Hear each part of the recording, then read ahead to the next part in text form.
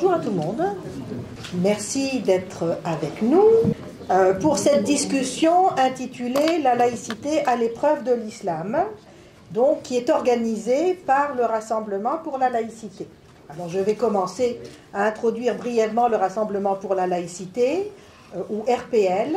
Donc c'est un regroupement d'organismes et d'individus qui œuvrent à la promotion de la laïcité au Québec.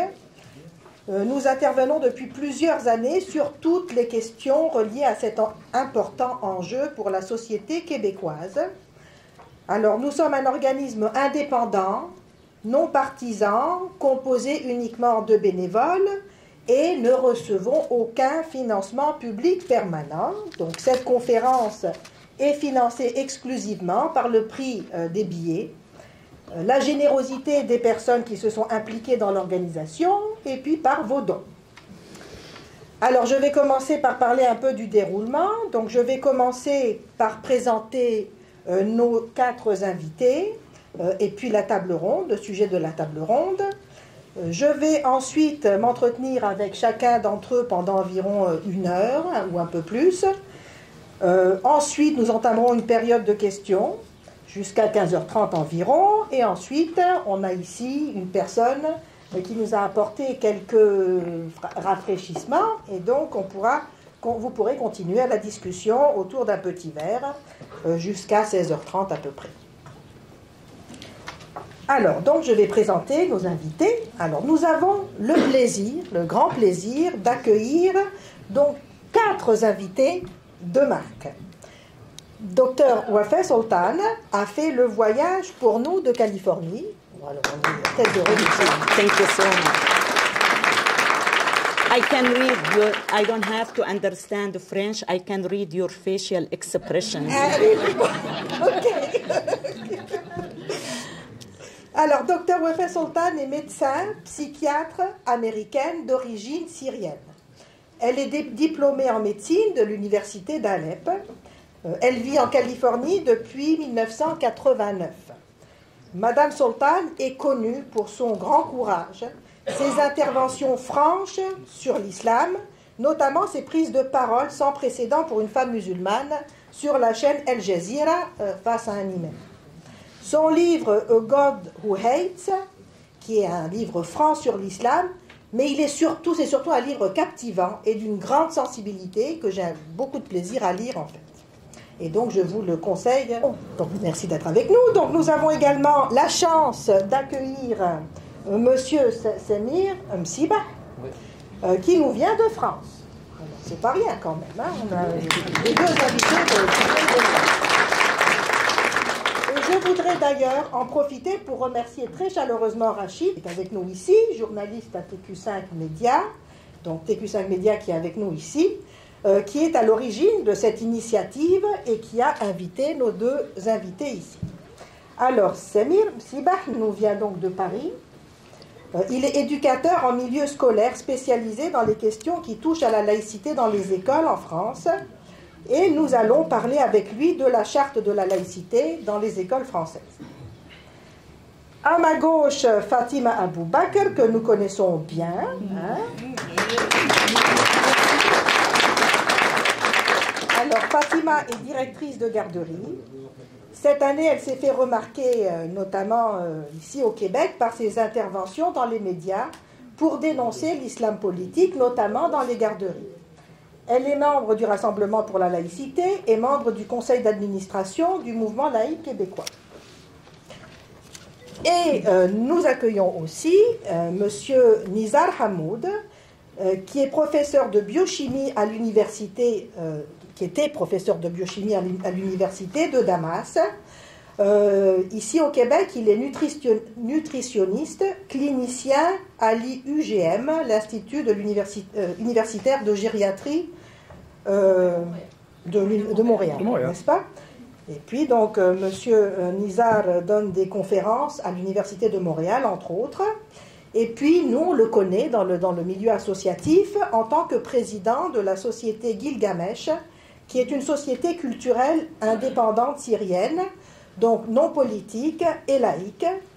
Et M. Hamoud est très investi aussi dans l'organisation d'événements culturels aux intellectuels.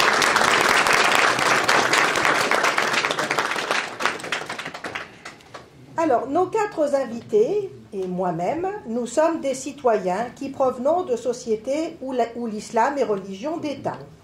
Que ce soit au Maroc, en Tunisie, en Algérie, en Syrie ou ailleurs dans le monde arabe, l'islam est en fait indissociable de la citoyenneté.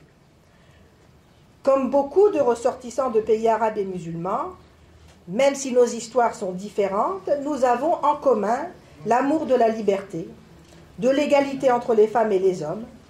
Nous sommes heureux de vivre dans des pays occidentaux où nous pouvons contribuer en tant que personnes libres, autonomes, sans subir de pression communautaire ou religieuse.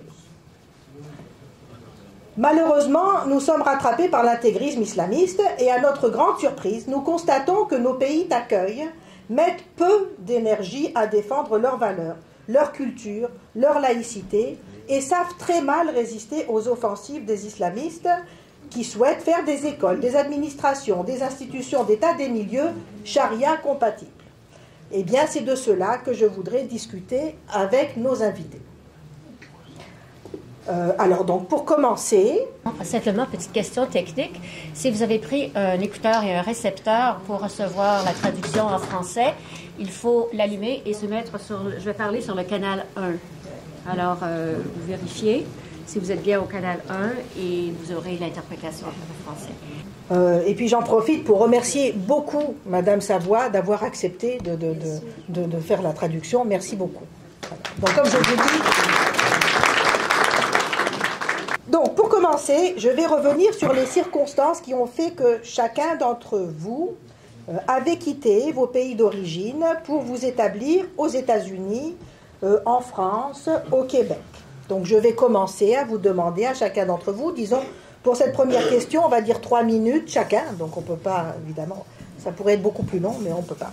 Donc, docteur Soltan, pouvez-vous nous dire brièvement dans quelles circonstances vous avez quitté la Syrie, pourquoi vous êtes parti et comment s'est passée votre arrivée aux États-Unis?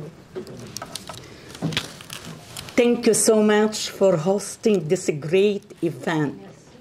I am so honored to be here tonight. Your question is taking me back 38 years. I arrived to the United States in the late 1980s, in a time Syria was blacklisted as a country that harbors Islamic terrorism. There were very severe international sanctions. Famine had spread, with even the most basic needs unmet. I was a doctor with my own clinic and worked part-time in a government hospital. My husband was a university professor. This meant we were considered the highest income group in society. Yet, we had reached a point where we were not able to sustain ourselves. We also felt like we were got stuck between the dictator's oppression and the strict, harsh rules of Islamic teaching. Life became absolutely hell. Our ultimate goal was to get out. It didn't matter where. I think you remember on September 11, people jumped from high floors to escape the fire, not because they wanted to die, but because they didn't want to stay where they were. That was us. We just needed to get out of Syria, whatever the cost. America wasn't our dream. Obtaining a visa for Syrians was impossible.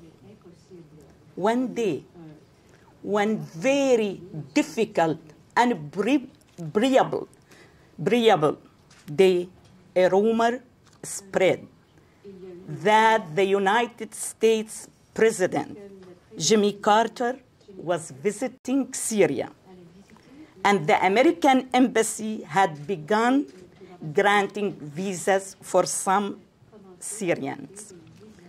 I will never forget that night to the rest of my life.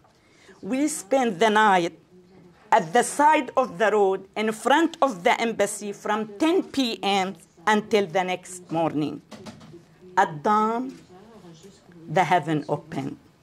And God, if there is God, decided to rescue us. Yes. Coming to America was a matter of fate and a chance, not a matter of a dream and careful planning. Indeed, it was a miracle. And since that day forward, I have become a believer in miracles. I have become who I am today. I have regained all my rights and enjoyed my freedom.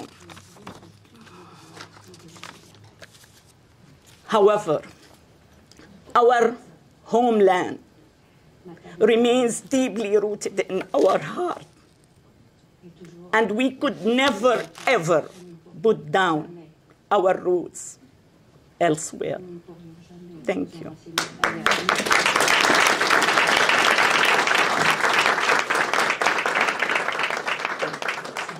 Merci beaucoup. Monsieur Msiba, est-ce que vous pouvez nous dire un petit peu ce qui vous a poussé à quitter l'Algérie pour aller en France? Alors, c'était une question, quand vous m'avez écrit, une question à laquelle je ne m'attendais pas, donc ça me renvoie au passé, c'est le siècle dernier. Il y a quelques événements clés, mais c'est personnel, mais ça peut être aussi d'autres personnes qui ont dû, puisque c'est national, c'est arrivé au niveau national en Algérie. Le premier événement, je les appelle des événements qui ont laissé des marques post-traumatiques, traumatisme politique, social. Le premier, mes compatriotes algériens qui sont là, ils connaissent bien, ils ont dû vivre aussi. Le 5 octobre 88, c'est la première fois, il y avait des manifestations contre le régime du parti unique. À l'époque, c'était le Chadli Ben Jdid. C'est un peu à l'image du parti politique, à l'image de le régime politique, c'était comme l'Union soviétique. Donc il n'y avait pas de liberté associative, syndicale, tout appartenait. Il y avait le parti unique, la pensée unique, la religion unique. Donc on n'a pas vécu dans une diversité d'opinions, une pluralité d'opinions. On a été façonné comme ça. Moi, en tant qu'élève, quand j'étais lycéen, je me suis rendu compte de cette difficulté, des questions d'altérité, d'accepter la vie de l'autre. Tout le monde voulait penser comme tout le monde. Voilà, il fallait suivre. Donc ça, c'est l'ambiance sociopolitique. Donc le choc, c'est que l'armée sort. Au départ, les manifestations auxquelles j'ai participé étaient pacifiques. Après, ça a tourné en vinaigre. Ça veut dire que ça a mal tourné. L'armée tire, l'armée sort les chars. Donc c'est un traumatisme. L'armée nationale qui tire sur la jeunesse, il y a eu 500 morts. Donc ça, c'était le début. Par la suite, comme j'étais militant associatif, j'étais engagé dans le quartier, que ce soit des questions de reboisement, nettoyage. Donc on a vu l'émergence d'un parti politique religieux, ça c'est un autre traumatisme, qui s'appelle le Front islamique du salut. Plus tard, donc, je regarde mes compatriotes algériens, et ils savent bien de quoi je parle, donc je vous informe.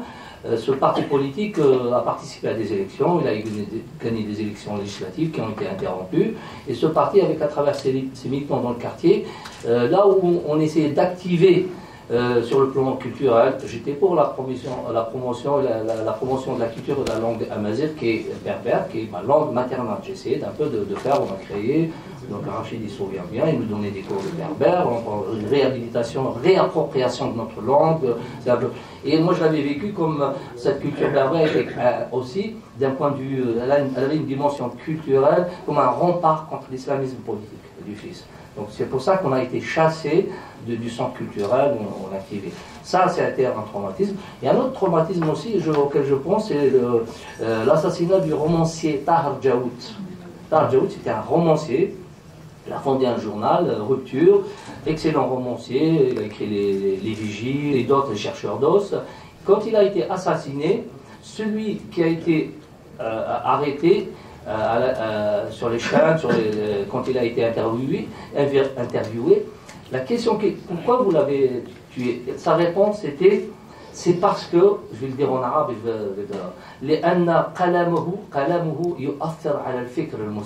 c'est parce que sa plume, elle impacte, elle influence sur la pensée du musulman. C'est résumé comme ça. Hein. Donc brillant. Et puis d'autres traumatismes, parce que j'étais investi aussi politiquement. C'était précoce, hein, mon engagement, 17 ans au lycée, les comités, et l'assassinat du président Boudiaf, le grand chef historique de la guerre de libération. Et ça, c'était en direct à la télévision. Et petit à petit, je voyais que les choses commençaient à tourner au vinaigre. J'observais une régression. À la rigueur, régression économique, on peut supporter, on a vécu dans la pauvreté, tout ça, mais on a eu l'amour et l'affection de nos parents, on était bien structurés, investis. À la rigueur, c'est une difficulté économique, ça peut. Mais quand il y a une régression socio-culturelle, lorsque votre voisin vous juge parce que vous ne faites pas le ramadan, et vous, le matin, il vient vous dire ah, t'es pas venu à. En sachant que moi, je ne pratiquais pas, mais je voyais les autres, c'est un peu une sorte d'un prosélytisme d'ambiance, comme ça. C'est toutes ces choses-là, je ne me voyais pas continuer. Voilà, j'espère que je n'ai pas été long. Merci beaucoup, c'était très clair, très intéressant.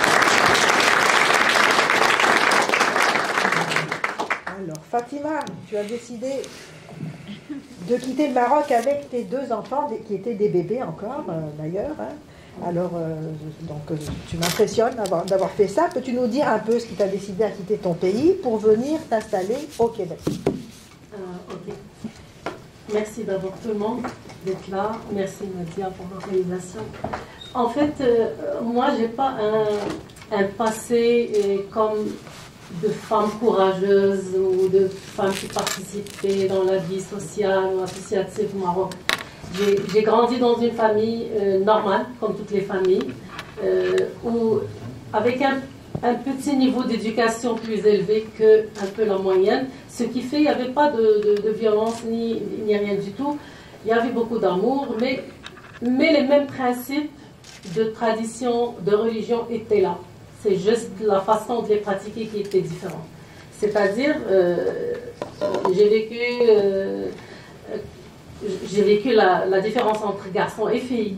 C'est clair que les gars étaient préférés que les filles. Il faut respecter, c'est-à-dire la société, qu'est-ce qu'on va dire de toi, il faut faire ça, il faut faire ceci. Mais ce n'était pas avec violence, là. C'était comme normal. À un certain moment, ça, on l'accepte, c'est normal. Moi, c'était plutôt une recherche de validation, moi, le premier bravo que j'ai entendu, je l'ai entendu ici au Québec à l'âge de 35 ans. Pourtant, j'étais depuis toujours une petite fille qui excellait dans ses études, qui a fait un bon chemin, mais jamais j'ai eu de validation. Je peux le dire, il y a même des témoins de ma famille ici. Il n'y a personne qui m'a dit bravo, ni félicitations, ni tu es bonne. Par exemple, moi j'étais très docile, j'essayais de suivre parce que je ne pouvais pas confronter une société quand même. J'étais consciente que c'est dur de confronter une société. Mais juste les petits événements où je suis capable de dire mon opinion, j'étais tout de suite attaquée. Donc même les petits événements, je n'avais pas le droit de dire mon avis. Sinon, d'ailleurs, j'ai une étiquette moi, magnifique dans ma famille, c'est que je suis méchante et c'est tout ce que vous voulez. Donc, c'est ici, après, je voulais vraiment, comme j'ai dit, j'ai fini mes études, il fallait que je ressemble à tout le monde parce que je ne peux pas combattre le Maroc en entier. Il faut que je ressemble à tout le monde. Je me marie, j'essaie encore de ressembler à tout le monde. Je suis la belle fille qui écoute, qui suit. C'était la montée à un certain moment d'un parti islamiste au Maroc l'Adala al-Tanmiya, je ne sais même pas comment ça s'appelle en français. Justice et développement. C'est ça. Et puis il y avait, non, c'était pas Cheikh Yassine, c'était exactement. Donc c'était la montée un petit peu dans l'environnement de mon ex-mari. Il y avait beaucoup d'amis. C'était comme une mode à l'époque que tout le monde suit ce mouvement. C'était des gens qui ont une apparence moderne, mais qui sont très religieux, très pratiquants, islamistes, qui ont une idéologie politique. Même là, je voulais plaire à tout le monde encore une fois. Je me suis même voilée pour ressembler à tout le monde, pour dire que je suis comme les femmes des amis de mon ex-mari. Mais j'étais vraiment malheureuse. Ça ne me ressemblait pas. C'est pas la vie que je veux. C'était pas moi. Je pouvais sacrifier ma vie moi, mais quand j'ai eu mon premier enfant, j'ai dit je ne veux pas qu'il vive comme ça. Je ne veux pas qu'il ressemble à ce genre d'homme qu'on présente au Maroc. Parce que j'étais choquée, même les hommes que je croyais qui étaient un modèle pour moi d'ouverture, ils n'étaient plus. Dans des situations, j'ai découvert que non, c'est pas vrai, ils ne sont même pas ouverts. C'est juste une apparence. Encore une fois, dans le souci de plaire à tout le monde était vraiment un fardeau. Très, très lourd. Très, très lourd.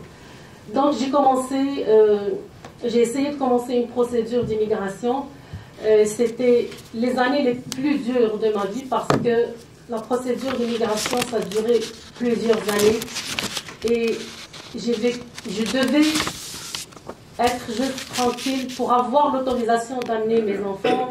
Et puis, même si je vivais des choses très terribles, monstrueuses, que même des fois ma famille ne savait pas, j'étais obligée de le vivre juste pour avoir la capacité de partir avec mes bébés. Donc en 2005, parce qu'un jour, leur père me disait « Ok, je vais t'autoriser de partir au Canada avec les enfants », mais le lendemain, il me dit « Non, non, tu partiras pas avec les enfants ». Donc je passais des semaines à souffrir que je ne vais pas partir avec eux. Je ne vais pas partir tout simplement parce que je ne peux pas laisser mes enfants. En 2005, donc, je suis arrivée au Québec et sérieusement, je me rappelle de ça, c'est au Québec que j'ai entendu que j'étais une femme courageuse. Je ne savais même pas que j'étais courageuse.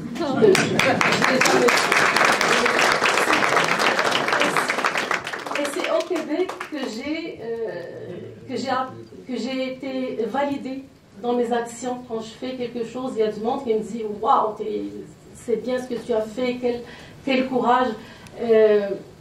C'était pour moi le sentiment de la liberté. Et puis, c'est juste anecdotique parce que la première fois quand je suis arrivée au Québec, je suis sortie juste dans marché quoi. Pour la liberté, on va en parler juste après, Fatima. D'accord, donc je vais finir dans 2 minutes. Là, je suis partie dans mon histoire. Mais juste pour dire que les détails, ça compte. Moi, la première fois, je sors marcher de l'appartement pour aller à la station de bus et que je voyais que les hommes n'harcelaient pas les femmes dans la rue.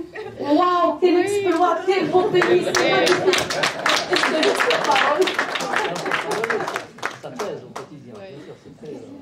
Merci beaucoup. Alors, Monsieur Hamoud, dites-nous, dans ces moments difficiles pour la Syrie en ce moment, on ne va pas se le cacher, expliquez-nous un peu ce qui vous a poussé à venir au Québec. Oui, avec plaisir. Bon, bonjour tout le monde. Tout d'abord, je commence par remercier M. Rachid, Mme Nadia et tous les beaux visages qui ont organisé cette rencontre. Je vais commencer par dire que j'ai quitté ma bien-aimée Syrie, ma Syrie bien-aimée, c'est-à-dire moi j'adore mon pays d'origine, sauf que j'ai quitté pour des raisons politico-socio-économiques. Au niveau économique, moi aussi j'étais un professeur d'université, puis j'avais un piètre salaire de 200 et quelques dollars, $250, puis c'était pas vraiment suffisant pour mener une vie en dignité. Mais la raison la plus importante, parce que quand même j'étais entouré par ma famille, donc la vie sociale quand même était riche, comme vous savez, la raison la plus importante c'est le côté socio-économique, socio-politique. C'est que la Syrie était, et elle est toujours maintenant malheureusement prise entre l'enclume du fanatisme religieux et la matraque de la dictature. Donc c'était, quand j'ai quitté le pays, c'était comme ça, et puis malheureusement maintenant c'est même envenimé, c'est même aggravé. Cette dictature, elle a étranglé, puis elle étrangle maintenant, puis j'espère que ça ne va pas continuer longtemps, mais ça étrangle toutes sortes de libertés, toutes sortes de vie sociale normale. Le point tournant dans mon histoire, c'était l'arrivée de M. Bachar al-Assad au pouvoir, parce que Bachar al-Assad, il a hérité la République syrienne, parce que vous savez, la Syrie, ça s'appelle officiellement la République arabe syrienne, c'est-à-dire donc république avec parlement, avec institutions, avec syndicats, etc., tout ça.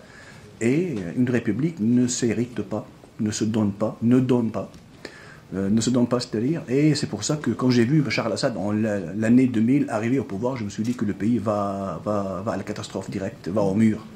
Et malheureusement, ce que j'ai vu, c'est bien réalisé.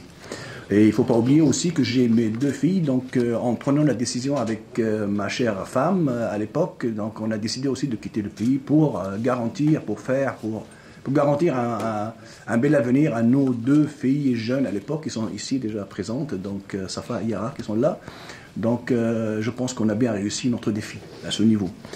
Donc bref, c'est ça ce qui résume un peu notre décision collective en famille d'aller venir ici. Pourquoi on a choisi le Québec? C'est parce que le Québec est francophone et nous avons une culture un peu francophone du côté de mon père qui a étudié en France à Saint-Cyr.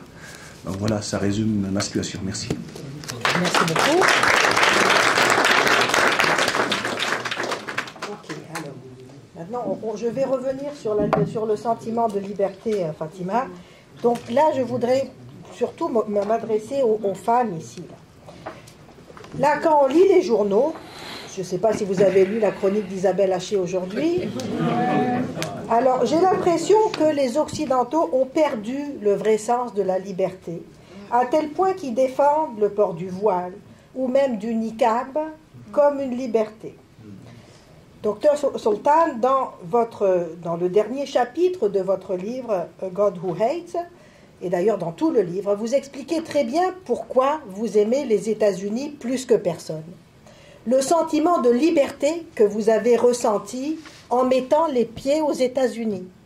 On ressent la liberté. Fatima, en tant que femme musulmane, j'aimerais que vous nous expliquiez ce sentiment de liberté que vous avez ressenti en arrivant aux États-Unis, en arrivant au Québec. Thank you. Please bear me, because while I'm answering question, I am also thinking about what's going on in my homeland, Syria, at this exact moment. A very severe political and religious is taking place. Our people are killed right and left. So it touches me deeply. Back to your question. When I came to the United States, it felt like a bird in a cage. I found myself suddenly free, soaring high into the sky. At first, it wasn't easy. The bird had never flown before and didn't know how to enjoy its freedom.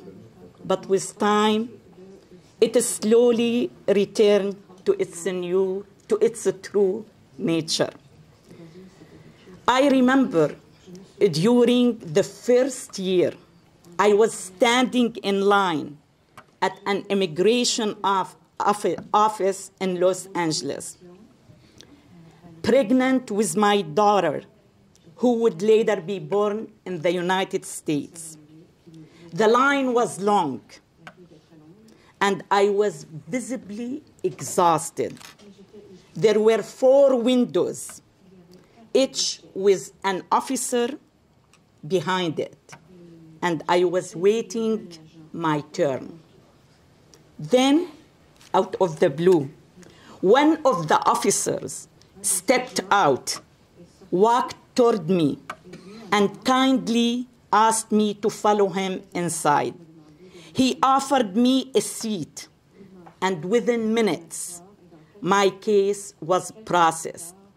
His thoughtful treatment of me as a woman, a broken-hearted woman, lifted my spirits.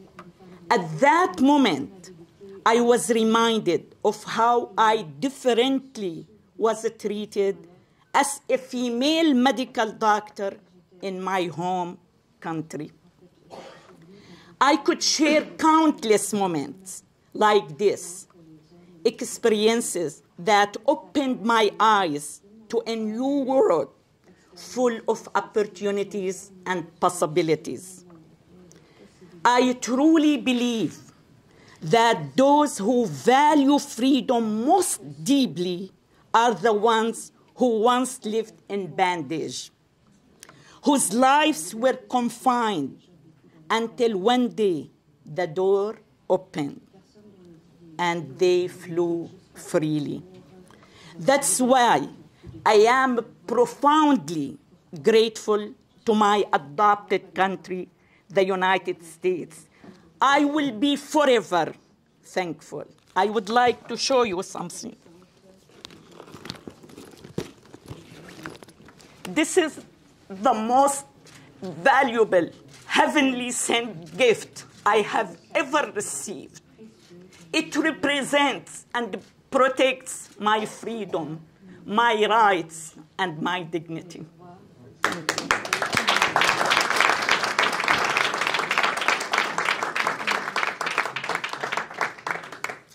Fatima, vas-y, là tu peux parler de liberté.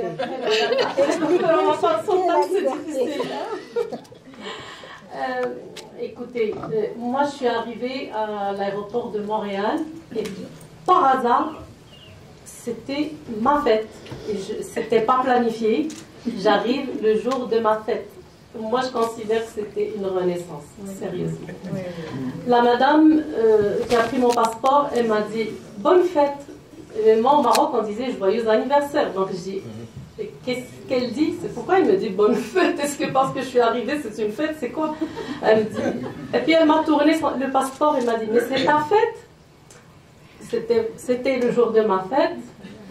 À la sortie avec mes bagages, il y avait quelqu'un qui m'attendait à l'extérieur, j'avais les petits garçons et puis il y avait un couple québécois qui m'ont aidé avec les petits. La première poubelle, j'ai pris mon foulard, je l'ai mis dans la poubelle. Wow.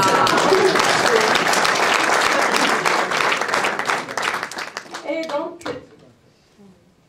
c'est déjà un sentiment que ouf, le fardeau de plaire, de faire comme tout le monde, je ne l'ai plus à partir de l'aéroport. Donc après c'est les petits détails de la vie. C'est sortir sans se faire harceler dans la rue. Sortir avec ma poussette et mon autre enfant et puis devant une porte, je vois un couple de Québécois, une femme, un homme qui courait pour ouvrir la porte. Et les gens vont croire que j'exagère, mais sérieusement, je vous raconte ce que j'ai vécu.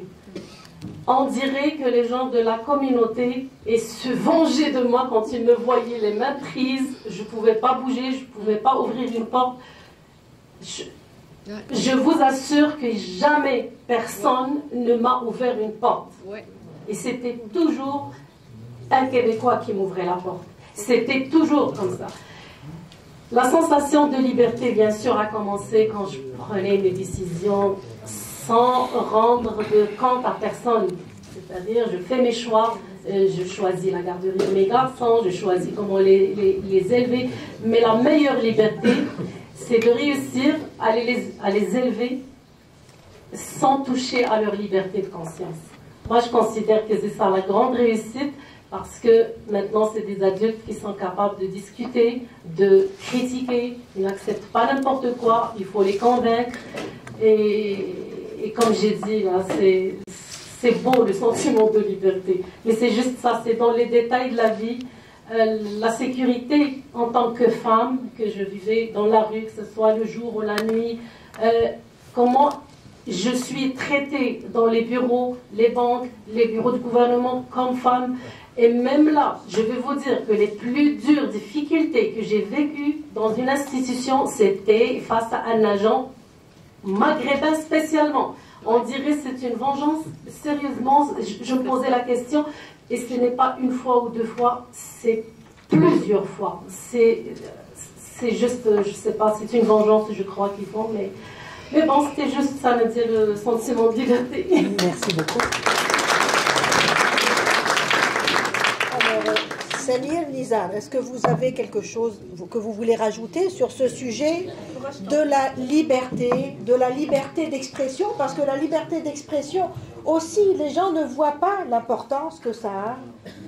C'est ça, on me dit souvent, mais c'est pas pareil, avoir à manger c'est plus important, mais pouvoir parler librement c'est très important ici, et je pense qu'on s'en rend pas suffisamment compte. Vous voulez commencer, alors si vous avez quelque chose à rajouter. Merci. Pardon. De me céder votre rôle. Donc oui, j'ai un petit mot à dire. Je vais me restreindre sur la question comme telle, parce que la question dit j'ai l'impression que les Occidentaux ont perdu le vrai sens de la liberté. Et surtout, ça parle de voile. Donc moi, j'aimerais bien me concentrer là-dessus. Quant à moi, la première victime de la religion, quand on va à l'extrême d'une religion, peu importe c'est quoi la religion, je ne veux pas nommer une seule, toutes les religions, quand on va à l'extrême, c'est la femme. Je ne sais pas ça vient d'où, ou peut-être entre guillemets, je peux dire ça vient d'où, mais ce n'est pas notre sujet maintenant. Donc c'est la femme qui est la victime en général. Et la femme syrienne, bien sûr, ne s'échappe pas à cette réalité.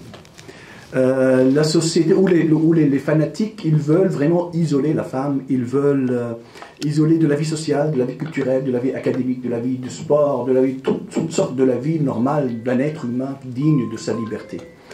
Le voile et le niqab sont l'un des voyants les plus importants de l'obligation, c'est-à-dire de ce phénomène. Celui qui dit que le voile et le niqab sont une liberté personnelle, il se trompe. Il se trompe et je peux dire qu'il ne dit pas la vérité, c'est archi faux. Il y a l'obligation de porter voile ou niqab, ça vient à deux niveaux. Donc le premier niveau, c'est au niveau familial, c'est l'influence de l'homme comme tel à la famille. Donc l'homme qui dit il faut porter, je pense que madame ici, elle s'est très bien exprimée là-dessus. Donc c'est au niveau de la famille, et le deuxième niveau c'est au niveau social. Donc au niveau social aussi, la société patriarcale oblige, si vous voulez, les femmes à porter. Donc c'est pas vrai une liberté personnelle, c'est une obligation à deux niveaux, si vous voulez.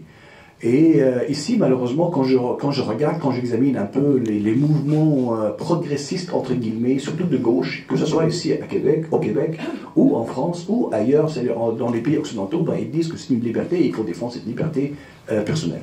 Moi, je ne suis pas du tout d'accord, c'est pas vrai, pour des raisons que je viens de nommer, et en plus, c'est-à-dire, j'ai de la misère à digérer l'idée que les femmes, on défend ici les progressistes, le niqab et le hijab, et en même temps que les femmes en Iran, par exemple, sont prêtes à mourir pour se libérer de ça. Si c'est une vraie liberté, donc ça vient de deux sens. Je peux pas. Donc si je veux pas, je veux pas. Donc je peux l'enlever. Elle l'a mis dans la poubelle, mais elle l'a mis, Madame Fatima, elle l'a mis le voile dans la poubelle ici en arrivant au Québec. Mais elle ne l'a pas mis dans l'aéroport de départ, parce que c'est pas faisable. C'est le deuxième niveau de l'obligation. Elle n'est pas capable de faire ça chez elle. Elle l'a fait ici. Donc c'est pour ça que je dirais au niveau des femmes, donc moi je suis très pro-femme. Merci.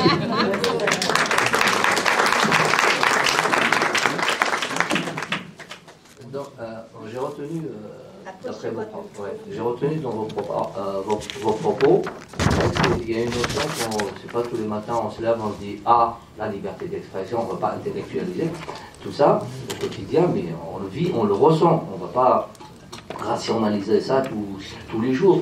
Mais il y a trois notions, la liberté d'expression, la liberté tout court, et la liberté de circuler, la liberté de conscience. Donc ça c'est primordial. Et j'ai un peu du mal à définir, parce qu'il y a des libertés géométrie variable. La notion de liberté d'un continent à un autre, sa définition philosophique, elle est différente. Que ce soit ici, l'Amérique du Nord, ou que ce soit en Europe. Donc il y a des philosophes qui ont parlé de ça. Mais je vous garantis qu'en Algérie, les trois notions de liberté, vous ne pouvez même pas les définir. Donc je suis venu avec cette frustration. En tant qu'homme, c'est vrai que j'ai eu l'avantage d'avoir échappé au harcèlement, tout ça. Mais quand vous décrivez ce harcèlement au quotidien, c'est quand je suis avec mes copines, parfois je vois à peu près comment. Quand je vois où je suis dans la rue, parfois j'interpelle les gens, je dis mais comment se fait-il tu parles? Non, tout ça. Et la réponse des individus, ou c'est fuyant, ou c'est banalisant, et ça fait partie et ça revient, et comme je suis éducateur, ça revient toujours à la question éducative. Et les questions éducatives, elles sont liées à un système politique, à une idéologie de l'État. C'est l'inertie de l'État à apporter, à améliorer dans les pays du tiers-monde. La notion d'égalité, elle n'existe pas dans le discours ou dans l'enseignement. Et c'est rattaché aussi à un héritage qui est de culture islamique, qui questionne sur le statut de la femme. J'ai retrouvé un vieux livre d'un Égyptien, il s'appelle, il décrit le statut de la femme, Mansour Fahmi, c'est un Égyptien qui a soutenu une thèse à la Sorbonne en 1919, et là ça décrit à peu près, il donne les outils conceptuels pour comprendre un peu cet héritage, ce poids des traditions et toutes ces difficultés. Concernant M. Nézar, il a parlé de liberté, les progressistes, je vous parle de France, hein. Je connais aussi un débat apparemment au Québec, les accommodements raisonnables, j'essaie de me renseigner, de savoir, mais on a l'équivalent là-bas, que moi j'appelle, c'est mon propos, hein. Chez les gens, de comparaison en France avec les progressistes, la gauche, le PS, il y a un drame dans ces tendances de gauche, que moi je qualifie, bon, je l'ai dit à des amis de gauche, vraiment, on se fâche, des fois c'est chaud, je dis ce que je pense, il y a une myopie intellectuelle chez les gens de la gauche. Pourquoi? Historiquement, la gauche en France, elle a été la porteuse, la créatrice du projet de la laïcité, la loi 1905, la séparation qui stipule la loi de la séparation de l'Église et de l'État. Et derrière ça, ça renvoie à la séparation du politique et du religieux. Qu'est-ce qui s'est passé pour la gauche? C'est que toutes les luttes, même les lois Jules Ferry, l'inscription, l'obligation scolaire aux enfants, l'interdiction du catéchisme dans les écoles publiques, ça l'histoire était, si je raisonne en termes de perspective historique, l'histoire est un processus historique qui est lent, il y a des avancées, il y a des lois, et au bout d'un siècle, on s'est rendu compte, à partir des années 80, la gauche, par ses positions, elle n'a pas joué son rôle pour la défense de ce principe. Mais ce n'est pas un principe théorique, c'est pas comme à la fac on parle, c'est pas des théories, mais c'est à travers les institutions publiques, à travers les institutions médico-sociales, à travers l'école qu'on voit des difficultés à appliquer des lois, que ce soit les chefs d'établissement, appliquer des lois, la charte de la laïcité qui est récente, mais... La prochaine question, elle est pour vous et c'est là-dessus. Alors je pense que je vais la poser, comme ça vous allez pouvoir continuer. Alors donc c'était pour vous la prochaine question. Donc on parle de la charte de la laïcité, donc c'était le moment, voilà. Donc je rappelle que vous êtes éducateur en prévention spécialisé à Paris et vous vous intéressez notamment à l'application de la charte de la laïcité à l'école. Donc comme vous avez pu le constater, là ici au Québec, on est tiraillé entre deux modèles de vivre ensemble. Le modèle du multiculturalisme canadien qui met de l'avant l'appartenance communautaire et religieuse et puis pour laquelle toute limite en matière d'expression religieuse est perçue comme de la discrimination, du racisme. Et puis de l'autre côté, le modèle québécois qui est proche du modèle républicain français qui valorise plutôt la citoyenneté et qui prône la séparation de l'État et de la religion. Alors pour l'instant ici, nous, on n'a pas de charte de laïcité dans les écoles. Alors donc vous, là, puisque vous êtes expert, pouvez-vous nous parler de cette charte de la laïcité en France et comment elle peut aider à prévenir les débordements religieux dans les écoles? Si vous me permettez, parce que je voulais finir une idée par rapport à la... D'accord. Là, vous pouvez répondre là-dessus sur 20 minutes, mais là, moi, je vous donne 3. D'accord, je vais vous répondre. La question des libertés, de la laïcité en tant qu'acquis, moi je le vois dans la jeunesse qui ne comprend pas ou qui ne s'intéresse pas, je les appelle les enfants gâtés de la République, c'est-à-dire 80 ans après la Seconde Guerre mondiale de liberté et des acquis, le citoyen français, il s'est conformé, il est devenu conformiste. Donc il n'est pas vigilant sur la remise en cause de ces acquis qui sont ce principe. Voilà, et maintenant c'est la droite qui a récupéré ce combat, alors que la droite au 19e siècle début, elle était contre le projet. Maintenant les choses se sont renversées, c'est la droite qui a... C'est pour ça que quand vous défendez la laïcité, en France, on vous taxe de droite ou d'islamophobe, carrément. Ça c'est ça. C'est extrême droite. Et l'extrême droite, oui, je veux dire là, j'allais venir parce que l'extrême droite, elle a récupéré cet acquis pour taper sur les minorités. Et si vous. J'ai été qualifié d'extrême droite dans des débats publics, ça je vous le dis. J'étais. Parce que je défendais ce principe de séparation et ce principe de ne pas laisser les idéologies religieuses s'introduire dans les écoles. Et la charte de la laïcité, donc j'enchaîne, je fais le lien, la charte de la laïcité à l'école, elle n'est pas tombée du ciel. Il y avait un problème dans les années 80, la première manifestation de voile dans les collèges, elle a eu lieu dans l'Oise, un département, dans 95, donc il y a des sources, j'ai fait mes propres recherches. En 85, les premières filles voilées collégiennes qui sont venues, ça s'est réglé comme ça s'est réglé. Et après, il y a eu une autre affaire, ça s'appelle le voile de Creil en 89, deux collégiens, avec le papa qui se présente, avec un pote à lui, un imam qui se présente, représentant des personnes qui ne sont pas les représentants, il n'y a pas de clergé, il n'y a pas de... Et cette affaire en 89 a défrayé les chroniques. Les filles ne devaient pas être présentes, ils étaient tiraillés. À l'époque, c'était le Premier ministre Jospin. C'était Lionel Jospin, le PS en 89, c'était encore Mitterrand. Donc, il n'a pas pu trancher. Il y avait un enjeu, vote de loi ou pas. Ils se sont dit aux chefs d'établissement, débrouillez-vous. Chaque établissement. Donc, il n'y avait pas une loi cadre ou un socle sur lequel ils doivent faire. C'était un vide. Total, un flou juridique. Donc c'est nouveau comme situation. Il se trouve que le voile en France, qui commence à se manifester dans les collèges, un petit peu, beaucoup plus dans les lycées, il était dans un contexte, il y avait une guerre civile en Algérie, il y avait le FIS, le JA, il y avait une propagande. Et moi j'ai assisté, je voyais comment la place Beaubourg, il y avait une propagande. Donc la question, elle était beaucoup liée à la Méditerranée. Et c'est là que j'ai observé, j'étais sur place en 93, je venais d'arriver. Et je voyais des techniques de propagande, des similitudes de prosélytisme, tout ça, qui existaient en Algérie dans les années 80. C'est les mêmes méthodes à travers des associations. Et des associations qui bénéficient des subventions de la loi 1901, création d'associations. Et je voyais l'entrée. Il a fallu 15 ans pour que des chefs ils s'arrachaient les cheveux. Ils ne savaient plus comment... Il y a eu une loi en 2004, février, qui est l'interdiction de signes ostentatoires. Le mot ostentatoire, j'ai cherché dans les autres, c'est-à-dire tout ce qui est exagéré, tout ce qui est volumineux. Donc...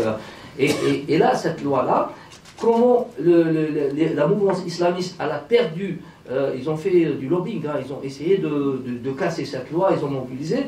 Je me souviens, il y avait un mouvement qui s'appelait le mouvement des indigènes de la République, qui est d'essence laïque, ce qu'on appelle la gauche, un peu, ils défendaient les frères musulmans à travers les associations, ils défendaient le voile, ça s'appelle le voile pour tous.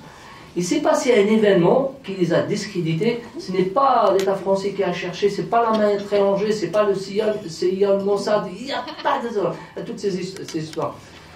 Il y avait un journaliste français qui était pris en otage en Irak, 2003-2004. Quelle était leur revendication? Il y avait la diplomatie française qui essayait de le libérer. Ils ont fait une déclaration. Si vous voulez qu'on libère ce journaliste, abandonner la loi sur le voile. Ce mouvement qui était puissant, au départ, c'est inquiétant, on entend, je dis, ils ont dans le baba, ça y est, ils sont cuits. Et depuis, ils ne peuvent pas s'afficher dehors. C'est un peu, qu'est-ce qu'il y a même en Irak, un mouvement islamiste, terroriste, qui prend en otage un journaliste français et qui demande... Donc, il y a un peu... le dernier des jeunes lecteurs qui ne connaissent pas aux affaires politiques, ils disent ça veut dire qu'ils sont liés, c'est quoi ça? Ils se mêlent des affaires. C'est un peu, et c'est pour ça que la loi 1900, elle n'est pas de 2004, elle n'est pas tombée du ciel. Il y avait un travail, il y avait la commission Stasi, Bernard Stasi, ils ont interviewé toutes les personnalités, des chercheurs, des sociologues, anthropologues, les chefs d'établissement, et une commission pour arriver, et un travail de recherche qui a duré longtemps, une commission reconnue institutionnellement, et quand il y a eu des débats au niveau du Sénat, elle a mis beaucoup de temps, elle a été votée avec une différence de 3 voix, c'est tout, elle a été votée. Donc, et cette loi, l'essence philosophiquement, c'est qu'elle consacre la place de l'élève dans l'établissement pour le mettre à l'abri des influences idéologiques et des pressions idéologico-religieuses. Sinon, maintenant, c'est-à-dire en dehors du collège et du lycée, elle peut le mettre, c'est l'espace public, ça définit l'espace. Mais à l'intérieur de l'établissement, ni croix, ni kippa, ni voile. Ça permet cette loi, elle vient à stopper, et beaucoup de jeunes filles qui ont été reçues, qui subissaient la pression du quartier et des familles, qui disaient, ouf, enfin, à l'école on respire. On est libéré. Donc des témoignages. Après, vous avez des jeunes filles, comme on dit en arabe, multazima, c'est-à-dire rigoristes. Vous connaissez le rigoriste là-dessus, qui sont structurés quand même, qui sont lycéens, tout ça, qui font, maintenant elles sont sur TikTok, sur l'Arbaïa, elles font la propagande. Voilà un peu, et la charte de la laïcité à l'école, elle a été élaborée après les attentats du Bataclan, parce que même dans les collèges, ça commençait les comportements des collégiens sur tu fais le ramadan, tu fais pas le ramadan, pourquoi tu fais le ramadan, pourquoi tu fais pas la prière. C'est des pressions entre, un peu comme du prosélytisme, un petit peu d'adolescents. Et il y a les 15 points où ça place l'élève dans une situation d'apprentissage, de savoir, tout en respectant les convictions religieuses des uns et des autres. C'est pas interdit ah bon, moi j'ai fait la différence, c'est que ça tombe sous le coup des règlements intérieurs. Si vous en faites de la propagande et vous mettez la pression à votre camarade pour qu'il fasse ramadan avec vous. C'est ça la différence. C'est pas parce que tu fais pas le ramadan que tu fais le ramadan que c'est un problème. C'est lorsque on met la pression, on met de la pression sur les autres et sur pas mal de choses. Voilà un peu ça. Merci beaucoup. C'est sûr que c'est intéressant, il faudrait en parler longtemps, mais on va continuer d'ailleurs sur le sujet de l'éducation. Donc peut-être traduire la question pour être sûr. Alors là, je vais m'adresser à Madame Soltan. Donc toujours pour rester dans le cadre de l'importance d'une éducation libre qui favorise la liberté de penser. Vous racontez bien dans votre livre, j'ai bien aimé, votre amour de la lecture et comment de simples pages de journaux utilisées pour envelopper des sandwichs a permis de stimuler votre esprit critique et votre envie d'apprendre. C'était une fenêtre ouverte sur le monde qui a permis de vous sortir d'un climat imprégné de dogmatisme religieux. Alors je pense que vous êtes bien placé pour savoir à quel point c'est important de garder l'école à l'abri des pressions religieuses pour permettre le développement du jugement critique, l'épanouissement des enfants. Ici, au Québec, on a un projet de loi pour renforcer la laïcité dans les écoles. C'est à l'étude. Pouvez-vous nous parler un peu, peut-être, vous pouvez nous parler un peu du modèle aux États-Unis, peut-être, et nous dire ce que vous pensez personnellement de la laïcité dans les écoles. Est-ce que vous trouvez que nos gouvernements en font assez pour protéger les élèves des pressions religieuses? Voilà. Thank you so much. I will express myself freely, but I in advance apologize for anyone he or she might feel offended. Religions in general can pose a threat to freedoms, reasons, and critical thinking. I view political extremism, whether from the left or the right, as a serial threat because it creates the conditions for religious extremists to gain influence and control. On the left, extremism promotes multiculturalism. This can create opening for radical Islam to take advantage of the system and infiltrate the public institutions. On the right, extremism will give Christian extremists the opportunity to interfere in school curricula as decision makers. In both cases, extremism will give. In both cases, secular and democratic systems are threatened, and personal freedoms will be put at risk. That's what I see happening today in America. There is a Christian movement growing stronger day by day under the pretext of confronting liberal extremism. They are seeking to impose prayers in school. This demand, if implemented, would be a threat to the separation between church and the state, and it will lead a further disaster. I don't know much about what's happening in Canada. I don't know much about the political system in Canada, but I hear from my conservative friends in America, they are complaining about the left-wing extremism. So I really don't know how to express myself about what's going on in this great country. But I know what's happening in America. I'm very worried about the Christian extremism taking over, because religion doesn't matter which one. I believe, I perceive him as a threat to our liberal values. And as I mentioned priorly and generally speaking, religions are no different.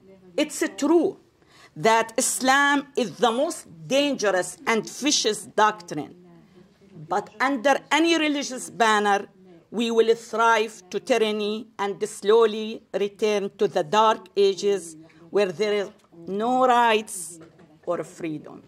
So we have to fight, we have to unite, we have to fight to protect our Western liberal values.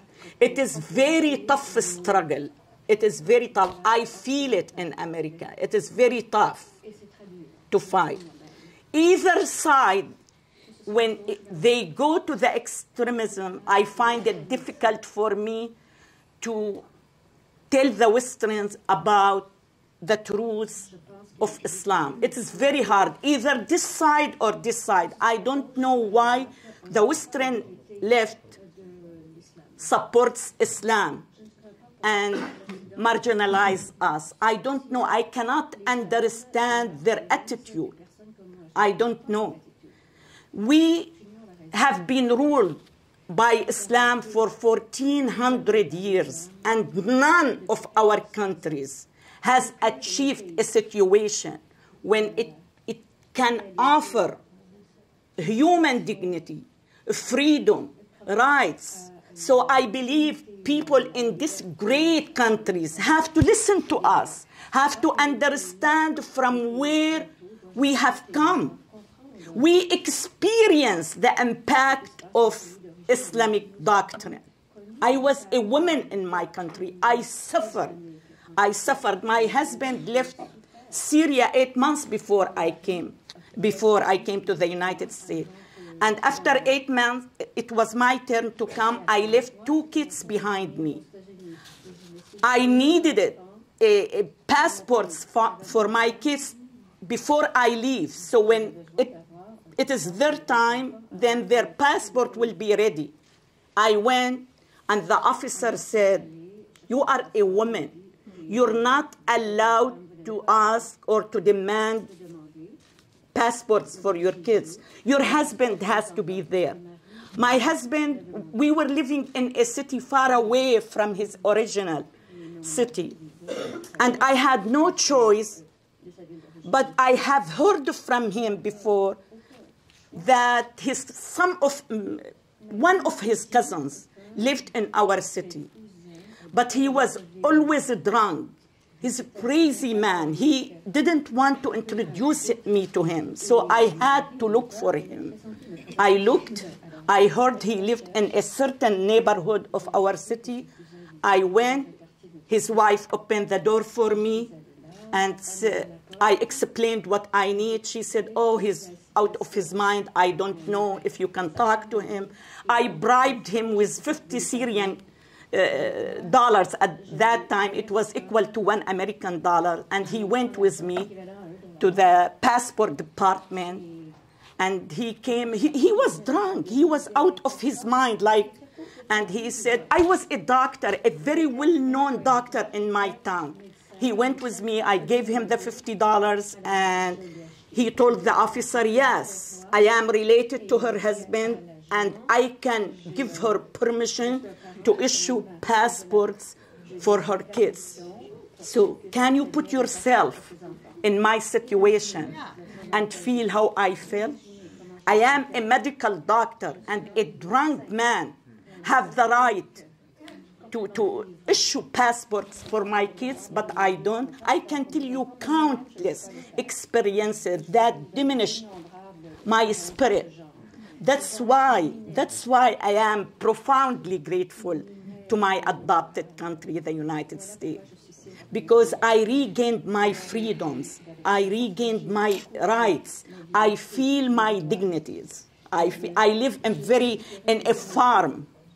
And one day the city sent me a letter that you have a rooster and your neighbor are bothered by his sounds. So I said, okay, right away I got rid of my rooster.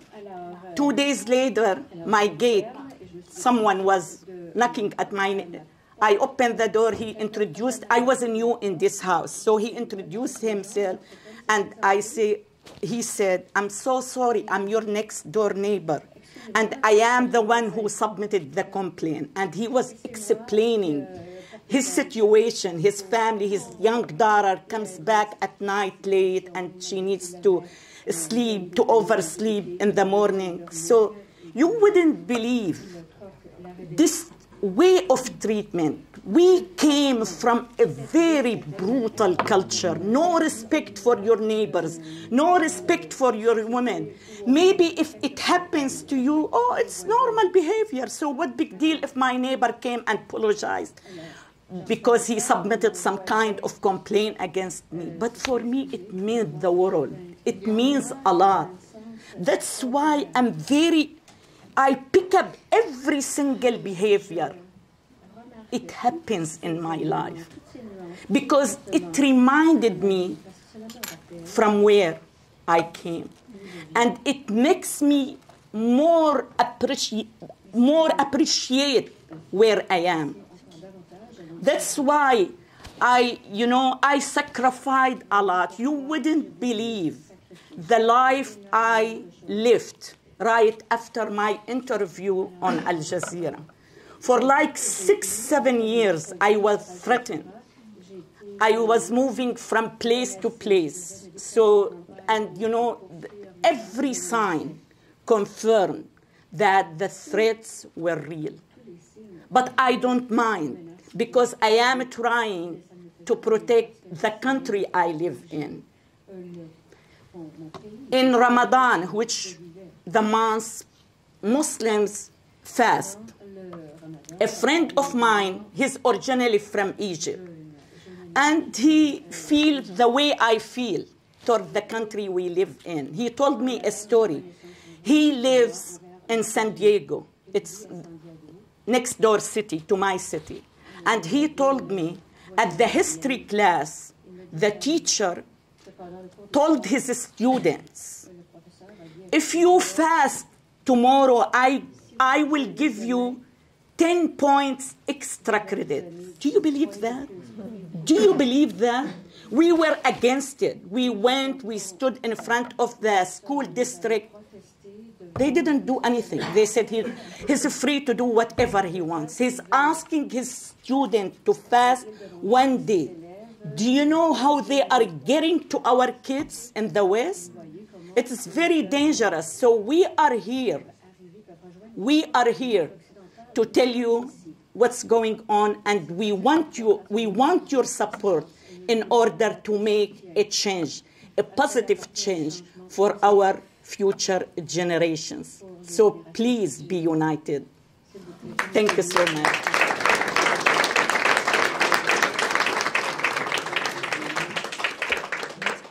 beaucoup.